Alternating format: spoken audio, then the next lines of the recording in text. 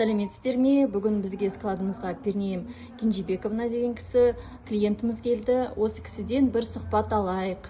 Пернем Кенжебековна, қандай результаттар алдыңыз? Оңай ма екен осы продукция сізге? Сәлеметсіздер. Әрине оңайды. Бұл продукция мен ғашықпын. Бұл продукцияға келген себебім аяғыма келдім бірінші очередь. Панкратит, асқазаным түнде мен нан жеп жатсам, обязательно оны құсатымын. Көк шай ішіп сөйтіп жататымын. Қазір мен панкратитім кетті. Аяғым жақсы, 7-те шығып кіріп жүре аламын. Өте жақсы, көп жаяу жүремін. Оның алдында да айтып кеткен болатымын. Менде өтімдегі тасым түсті. Енді результат жақсы. Менде өте результат жақсы. Сол себептен барлықтарыңызға осы өнімді алып ішуге шақырамын. Барлықтарыңызды ішіңіздер. Денсаулықтан артық ештеңе жоқ. Денсаулық үшін алып ішіңіздер. Рахмет үлкен.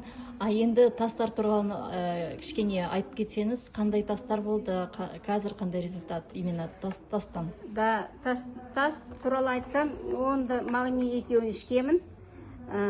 Мен сразу 2 гипалайн іштім, потому что жаңағы Сабира ханым айтқан, мына өнім өте жақсы өнім, деп сүйетін.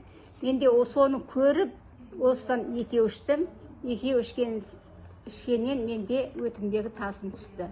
Ол тастар 20 жыл бұрын айтқан маған, тасың бар деп. 20 жыл бұрын мен де түскем.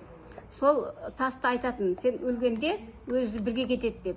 Жоқ, ол уже менен шықты. Денсаулығым жақсы. Тастың көлемі 1 сантиметр, екіншісі 0,67. Сол тастан қазір менде қалғаны 0,37. Ой, Аллаға шүкір. Күшті ма? Күшті. Рахмет. Ішіңдер, тазаланыңдар, жазылыңдар. Пархайте дейді орысша, пархайте. Аумин. Жұмыс істеңдер.